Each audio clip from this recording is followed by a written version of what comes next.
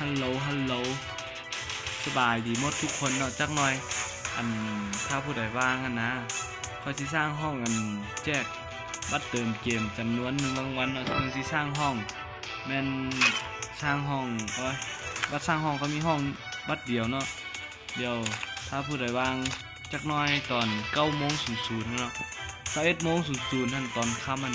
เขาค่อยจะเริ่มสร้างแล้วก็รหัสแม่น3889เนาะแล้วก็เดี๋ยวดินโซโล่เนาะซึ่งดีห้องมันยังพูดเธอแล้วก็รหัสห้องมัน3889เนาะแล้วตอนค่ำแล้ว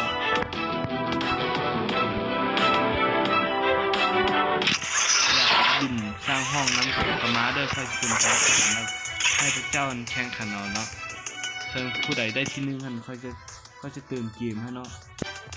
20 บาทเนาะเป็นรางวัลน้อยๆเนาะคือเพิ่งฉลอง2,000 ซับของค่อยก็บ่มีหยังหลายจะปั่นหยังให้ดอกเนาะมีแต่แจกของขวัญน้อยๆให้กับคนที่ติดตามค่อยนั่นเนาะแล้วก็ต้องขอบใจหลายๆที่ว่าติดตามจนว่าผู้ติดตามจนฮอด 2,000 คนเลยเดี๋ยวค่อยสิมันเฮ็ดคลิปแล้วก็เฮ็ดมันตั้งใจเฮ็ดคลิปลง TikTok ให้หมู่เพื่อนทุกคนได้เบิ่งได้มวนนำกันเนาะครับผู้ใดอยากแอดมาเป็นเพื่อนก็ไอดีของค่อยอยู่นี่เนาะเดี๋ยวตอนแรกแล้วก็เจอกันเด้อบ๊ายบาย